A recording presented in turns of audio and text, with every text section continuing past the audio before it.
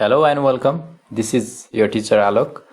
योभन्दा अगाडिको भिडियोहरूमा चाहिँ हामीले स्ट्रेट लाइन र प्याराबोलाको ग्राफ कसरी ड्र गर्ने र उनीहरूको ग्राफको प्रोपर्टीलाई चाहिँ डिटेलमा स्टडी गरेका थियौँ। र आजको भिडियोमा चाहिँ हामीले अब नयाँ फंक्सन ट्रिग्नोमेट्रिक फंक्सन र यसको ग्राफको बारेमा स्टडी गर्छौँ। ग्राफ कसरी ड्र गर्ने र यसको ग्राफको प्रोपर्टीहरू चाहिँ के हुन्छन् भन्ने कुरा हेर्छौँ। र अगाडिको हामीले पढेको दुईवटा जुन छ स्ट्रेट लाइन र प्याराबोला, यो चाहिँ अल्जेब्रिक फंक्शन्स भित्र पर्छ। त्यसैगरी अब हामीले पढ्ने दुईवटा टपिक भनेको चाहिँ ट्रान्सेन्डेन्टल फंक्शन्स भन्ने ग्रुप भित्र पर्छ। ट्रान्सेन्डेन्टल भन्ने अलिकति नयाँ नाम लाग्न सक्छ धेरैलाई।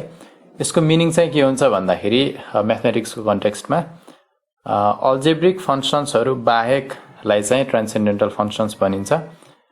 अल्जेब्रिक फंक्शन्स भनेको चाहिँ पोलिनोमियल टर्म्सहरूको एडिसन सब्ट्र्याक्सन भएर बनेको एउटा फंक्सन हो नि भयो। र यदि पोलिनोमियल टर्म्सहरू नभएर अन्य कुनै टर्म्सहरू छन् भनेपछि त्यसलाई ट्रान्सेन्डेन्टल फंक्शन्स भनिन्छ। For example trigonometric function sin x लाई सम्झिनु भयो भने त्यसमा पोलिनोमियल टर्महरू हुँदैन। sin x भनेको छुट्टै एउटा नयाँ टर्म आयो। यस्तोलाई चाहिँ हामीले ट्रान्सेन्डेन्टल फंक्शन्स भन्छौँ है। पोलिनोमियल बाहेकलाई चाहिँ ट्रान्सेन्डेन्टल भन्ने भयो। सो अब यो कुरा थाहा भइसक्यो भने चाहिँ हामी ट्रिग्नोमेट्रिक फंक्शन्सतिर लागौँ। ट्रिग्नोमेट्रिक फंक्सन भनेको सबैलाई थाहा छ, साइन कस ट्यान कोसेक सेक कट, यो 6वटा बेसिक फंक्शन्सहरू। र आई गेस 6 क्लासदेखि नै हामीले पढ्दै आएको साइन कस ट्यान र कोसेक सेक कटको पनि डिफ्रेन्ट एंगलमा कति भ्यालु हुन्छ भन्ने कुरा हामीले घोकेकै छौँ, दिमागमा याद छ हैन। बट यो भिडियोमा चाहिँ अब हामीले ग्राफ पढिसकेपछि यो टेबलमा मात्रै हामी सीमित हुँदैनौँ। योभन्दा बेटर वेमा चाहिँ हामीले साइन कस ट्यानलाई बुझ्छौँ है। सो ग्राफ चाहिँ बुझ्न एकदमै जरुरी छ है। ट्रिग्नोमेट्रिक फंक्शन्सको ग्राफ भनेको चाहिँ one of the most important graph in mathematics. Okay, हामी साइन र कोसाइन फंक्सनदेखि सुरु गरौँ। साइन फंक्सनलाई हेरौँ सुरुमा। साइन फंक्सन भन्नाले के बुझिन्छ भन्दाखेरि y = sin x। Different x को भ्यालु राख्दाखेरि जो चाहिँ अब यहाँनिर एंगलको फर्ममा आउँछ, sin x ले कति कति भ्यालु दिन्छ भन्ने कुरा हामीले ग्राफमा प्लट गर्यौं भने चाहिँ y = sin x को ग्राफ पाउँछौं। ठीक छ। अब फर्स्ट टाइम ग्राफ ड्र गर्नलाई चाहिँ हामीले टेबलको हेल्प लिनुपर्छ। x को भ्यालु 0 डिग्री 30 डिग्री 45 डिग्री त्यसैगरी 60 90 180 360 डिग्री यस्तै राख्दै sin x को भ्यालु निकाल्दै ग्राफमा प्लट गर्नुभयो भने चाहिँ sin x को ग्राफ यस्तो नेचरको भन्छ है। यो जुन रेड कलरको यहाँनिर कर्भ देख्दै हुनुहुन्छ यो चाहिँ sin x को ग्राफ हो। यदि तपाईले पहिलो पटक यो ग्राफ देख्दै हुनुहुन्छ भनेपछि तपाईहरुलाई लाग्यो होला यो त हामीले कतै नेचरमा पनि देखेका छौं यस्तो टाइपको ग्राफ। फर इक्जाम्पल तपाईले यदि एउटा डोरी एउटा रोपलाई हातले पकडेर यसो हल्लाउनु भयो भने चाहिँ यस्तै sin x को जस्तै एउटा लूप एउटा क्रेस्ट चाहिँ प्रोपागेट हुन्छ है। सो यो जुन sin x को एउटा लूप देख्नुहुन्छ, मैले लूप भनिरहेको छु बट एउटा क्रेस्ट है। यो एउटा पार्ट चाहिँ तपाईले यो रोपलाई यसरी सेक गर्नुभयो भने प्रोपागेट भएको पाउनुहुन्छ। यहाँनिर पनि sin x को एउटा सर्टेन छोटो पार्ट चाहिँ हामीले देख्न सक्छौं है। इन द सेम वे यदि तपाईले पानीमा के ढुङ्गासुङ्गा फालेर हेर्नुभयो भने त्यहाँनिर पनि sin x जस्तै यस्तै वेभ नेचरको प्रोफाइल चाहिँ प्रोपागेट भएको पाउनुहुन्छ है। सो यसरी हामीले sin x भनेको चाहिँ नेचरमा यो दुईटा मात्रै हैन अन्य धेरै ठाउँमा पनि देख्छौं, बट यो दुईटा भनेको चाहिँ एकदमै कमन तपाईले देखिरहेको कुरो चाहिँ sin x को ग्राफ हो। र sin x को ग्राफ ड्र गर्दाखेरि एउटा तपाईले सम्झिनै पर्ने कुरा के छ त भन्दा x को भ्यालु चाहिँ 0 डिग्री राख्नु भयो भने sin 0 भनेको 0 हुन्छ। ठीक छ, y को भ्यालु 0 आउँछ। सो y = sin x को ग्राफ चाहिँ अलवेज ओरिजिन देखि पास हुन्छ। यो फ्याक्ट चाहिँ तपाईले दिमागमा सेभ गर्नु पर्यो है। ओरिजिनदेखि पास हुन्छ। sin x ग्राफको एउटा प्रोपर्टी। एन्ड देन x को भ्यालु तपाईले 30 डिग्री राख्नु भयो भने y को भ्यालु चाहिँ अब 0.5 जति पाउनुहुन्छ हैन। 90 डिग्री राख्नु भयो भने π/2 राख्नु भयो भने चाहिँ sin 90 डिग्री भनेको 1 हुन्छ। सो 1 पाउनुहुन्छ। एन्ड देन x को भ्यालु 180 डिग्री राख्नु भयो भने 0 हुन्छ। त्यसै 180 को मल्टिपल राख्नु भयो भने 2π मा पनि 0 हुन्छ, 3π मा पनि 0 हुन्छ y को भ्यालु है। अथवा x एक्सिसलाई काट्छ हैन। यसरी चाहिँ -π मा पनि y को भ्यालु 0 हुन्छ। -2π मा पनि sin x ले 0 दिन्छ हैन। यसरी चाहिँ पाइ को मल्टिपलमा हेर्नु भयो भने जहिले पनि sin x ले x एक्सिसलाई काटिरहेको पाइन्छ है। इन्टरसेक्ट गर्छ। यसरी चाहिँ हामीले ग्राफ ड्रा गर्ने भयो हैन। र अरु एउटा फ्याक्ट, मैले एउटा मेन फ्याक्ट के भने भन्दाखेरि sin x को ग्राफ ओरिजिनदेखि पास हुन्छ। अर्को त्यसैगरी तपाईले सम्झिनै पर्ने फ्याक्ट के हो त भन्दाखेरि sin x को ग्राफ चाहिँ -1 देखि +1 बीचमा बाउन्ड हुन्छ। मैले फेरि भन्दैछु, sin x ले दिने भ्यालु चाहिँ -1 र +1 भन्दा बाहिर जान सक्दैन। यो बीचमा मात्रै बाउन्ड हुन्छ है। जस्तै x को भ्यालु जति राख्नुस् अथवा एंगलको भ्यालु जति लिनुस्, sin x ले चाहिँ -1 भन्दा कम भ्यालु दिन सक्दैन, 1 भन्दा पनि बढी भ्यालु दिन सक्दैन। ठीक छ। -1 र +1 बीचमा बाउन्ड हुन्छ। र ग्राफ ड्रा गर्न एकदमै सजिलो छ। तपाईले -π देखि π सम्म एउटा यो लुप कम्प्लिट गर्नुभयो भने, यति लुप कम्प्लिट गर्नुभयो भने यही चाहिँ रिपिट हुन्छ है। यही चाहिँ रिपिट हुन्छ। सो ग्राफ बनाउन त्यति गाह्रो चाहिँ छैन। अलराइट, यो भनेको चाहिँ sin x को ग्राफ भयो। तपाईले जनरल शेप कस्तो हुन्छ ग्राफको त्यो चाहिँ थाहा पाइसक्नु भयो हैन। र यसपछि हामी cos x को ग्राफको बारेमा डिस्कस गरौँ। sin x को ग्राफ यदि तपाईले बुझ्नु भयो भने cos x को ग्राफ बनाउन एकदमै सजिलो छ है। cos x को ग्राफ बनाउनलाई के मात्रै गर्नु पर्यो भन्दाखेरि यो sin x को जुन ग्राफ बनिरहेछ रेड कलरको, यसलाई चाहिँ तपाईले ट्याप टिपेर उचालेर लेफ्ट साइडतिर शिफ्ट गर्नुभयो भने जुन ग्राफ बन्छ त्यो चाहिँ cos x को ग्राफ हुन्छ। लेफ्ट साइडतिर मुभ गर्ने भने हैन, कति मुभ गर्ने त भन्दाखेरि जस्तै यो पोइन्टलाई तपाईले पकडेर यो ग्राफलाई उचालेर लेफ्टतिर लगेर यहाँ y एक्सिसमा राख्नु भयो भने यो पिक पोइन्ट यहाँनेर जुन छ त्यो चाहिँ यहाँनेर आइपुग्छ y एक्सिसमा। र यो एक्ज्याक्ट शेप भनेको चाहिँ cos x को ग्राफ हुन्छ। सो हामीले कति शिफ्ट गर्ने रहेछ भन्दाखेरि 90 डिग्री, π/2 हो नि त हैन। 90 डिग्री चाहिँ लेफ्ट साइडतिर शिफ्ट गर्छौं। सो यही रिजनले गर्दाखेरि के पनि भनिन्छ भन्दाखेरि sin x र cos x ग्राफ चाहिँ 90 डिग्री फेज आउट हुन्छ। ओके, sin x लाई 90 डिग्री फेज शिफ्ट गर्नुभयो भने cos x को ग्राफ बन्छ भनेर यो एंगल जुन छ, एंगल डिफरेन्स जुन छ, यसलाई हामीले फेज भन्ने नाम दिएर पनि भन्ने गर्छौं। र अब मैले भन्नु पर्दैन होला cos x ग्राफको प्रोपर्टी के हुन्छ भनेर, किन भन्दाखेरि तपाईले थाहा पाइसक्नुभयो यो चाहिँ ओरिजिनदेखि पास हुन्न। पहिलो कुरो चाहिँ y एक्सिस लाई 1 पोइन्टमा काट्छ। ठीक छ, y इन्टरसेप्ट चाहिँ 1 हुन्छ। And then like sin x यसको भ्यालु पनि -1 भन्दा तल जान सक्दैन र 1 भन्दा माथि जान सक्दैन। cos x को ग्राफ पनि -1 र +1 बीचमा बाउन्ड हुन्छ। र अर्को कुरा तपाईले सम्झिनु पर्ने के छ त भन्दा sin x र cos x को ग्राफ मैले यहाँनेर 7π/2 सम्म देखाए हैन। यो चाहिँ कन्टिन्युअस अगाडितिर गइरहन्छ, यो कहिले पनि सकिदैन। फरएभर यो ग्राफ चाहिँ बनिरहन्छ है पछाडीसम्म। सो साइन र कोसाइन फंक्शनको ग्राफको बेसिक कुराहरु चाहिँ यति नै हो। sin x र cos x को ग्राफ ड्रा गर्नुस् भनेपछि चाहिँ तपाईले अब यतिसम्म चाहिँ फटाफट ड्रा गर्न सक्नु पर्यो है। यी बेसिक प्रोपर्टीहरु चाहिँ भुल्नु भएन। र अर्को एउटा इन्ट्रेस्टिङ कुरो के छ त भन्दाखेरि sin x र cosine x को ग्राफ जुन छ यो चाहिँ एउटा इन्ट्रेस्टिङ टेक्निकले पनि बनाउन मिल्छ हैन। sin x को ग्राफ बनाउने अर्को एउटा टेक्निक भनेको चाहिँ युनिट सर्कल देखियो है। एउटा युनिट सर्कल लिनुस्। युनिट सर्कल भन्नाले के बुझिन्छ भन्दाखेरि यस्तो सर्कल जसको रेडियस चाहिँ 1 युनिट हुन्छ। सो युनिट सर्कलको यो रेडियस जुन छ यो रेडियसमा चाहिँ एउटा जस्तै घडी सम्झिन सक्नुहुन्छ। हुन त यो एन्टी क्लकवाइज घुमिरहेछ, बट त्यही पनि घडी घुमेको जस्तै, घडीको सुई घुमेको जस्तै सपोज गर्न सक्नुहुन्छ। यसलाई चाहिँ एउटै रेटमा घुमाउनु भयो भने यसको एंगल के हुन्छ त भन्दाखेरि इन्क्रिज हुँदै जान्छ हैन। फर्स्टमा चाहिँ यो एंगल थीटा जुन छ, मानौँ यसलाई नाम थीटा दिउँ। मैले माउसदेखि लेख्दैछु, सो ह्यान्डराइटिङ चाहिँ त्यति राम्रो छैन है। यो एंगललाई चाहिँ थीटा मान्न सक्नुहुन्छ।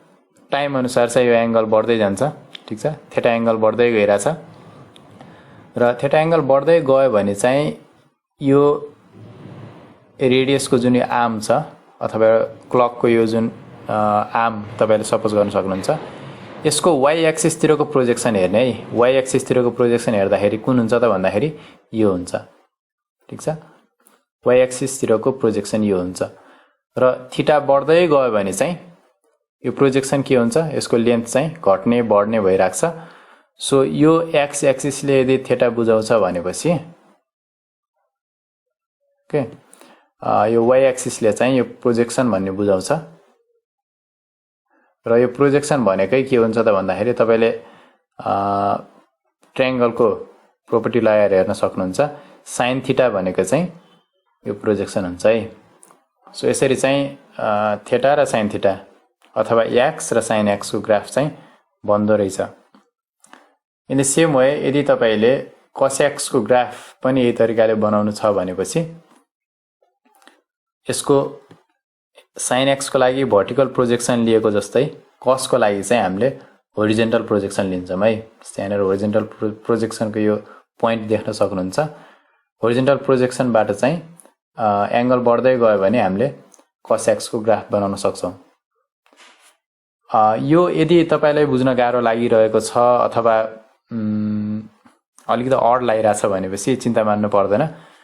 तपाईले सिम्पली त्यो टेबलको भ्यालु sin cos tan को sin र cos को त्यो टेबलबाट आएको भ्यालुहरुबाट अघि सिकाएको जस्तै ग्राफ बनाउन सक्नुहुन्छ। बट यसरी पनि sin र cos देखिदो रहेछ भन्ने कुरा चाहिँ मैले तपाईलाई बुझाउन खोजेको र यसको डिटेलमा चाहिँ हामीले फिजिक्समा सर्कुलेटरी मोसनहरु पढ्दाखेरि डिस्कस गर्छौं। अहिले नबुझे पनि यो स्लाइड नबुझे पनि यो पर्टिकुलर स्लाइड है नबुझे पनि टेन्सन मान्नु पर्दैन है। ओके, अब sin र cos को बारेमा हामी डिस्कस गरिसक्यो भने चाहिँ टेन्जेन्ट फंक्सन तिर जाउँ। टेन्जेन्ट भन्नाले चाहिँ tan भन्ने बुझ्नु पर्छ। y = tan x को ग्राफ कस्तो हुन्छ भन्ने कुरा चाहिँ थाहा पाउनु पर्यो है। सो फर्स्टमा ग्राफ ड्रा गर्नलाई हामीले फेरि त्यो टेबलदेखि डिफरेन्ट एंगलमा tan x को भ्यालु कति हुन्छ त्यो पोइन्ट प्लट गर्दै ग्राफमा ड्रा गर्न सक्छौं। र tan x को ग्राफ चाहिँ sin x र cos x भन्दा अलिकति फरक हुन्छ है। यो चाहिँ अलिकति फरक हुन्छ। जस्तै यहाँनिर देख्न सक्नुहुन्छ यो रेड कलरको जुन ग्राफहरु छन् यो भनेको चाहिँ tan x को ग्राफ हो। यो बनाउने मेथड पनि अब सजिलै छ हैन। मैले तपाईले भनिसकेको कुरो x को भ्यालु यदि 0 लिनु भयो भने tan 0 भनेको 0 हुन्छ।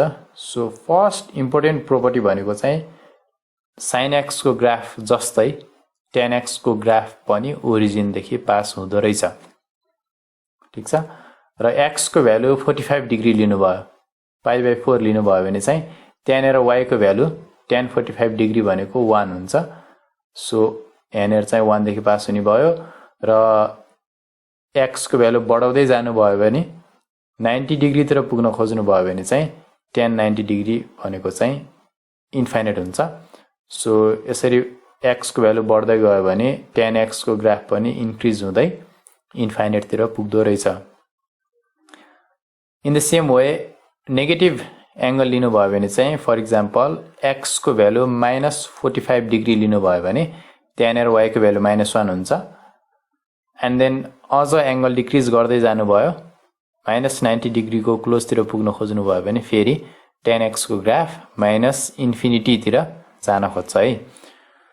सो तपाईले अब ड्रा गर्न जान्नु पर्ने कुरो चाहिँ -π/2 देखि π/2 सम्मको ग्राफ हो। यो पर्टिकुलर जुन अहिले मैले भनेको ग्राफ छ यो चाहिँ तपाईले इजिली ड्रा गर्न सक्नु पर्यो। ठीक छ। यदि यो ड्रा गर्न सक्नु भयो भने चाहिँ sin x र cos x को ग्राफ जसरी रिपिटेसन हुन्थ्यो त्यसरी नै tan x को ग्राफ पनि π/2 भन्दा अगाडितिर जानुभयो भने फेरि यही शेप जुन छ हामीले भर्खर बनाएको शेप यो चाहिँ रिपिट हुन्छ है। रिपिट हुन्छ -इन्फिनिटी देखि फेरि इन्फिनिटी सम्म जान्छ। -π/2 देखि पछाडितिर जानुभयो भने पनि फेरि रिपिट हुन्छ -इन्फिनिटी देखि +इन्फिनिटी सम्म। सो यसरी चाहिँ tan x को ग्राफ पनि रिपिटेसन भइराख्छ। र अब चाहिँ तपाईलाई पहिल्यै थाहा भएको कुरोदेखि tan x को ग्राफ बनाउन सिकाउँछु है। तपाईलाई पहिल्यै थाहा भएको कुरो के त भन्दा स्ट्रेट लाइन को स्लोप। ठीक छ।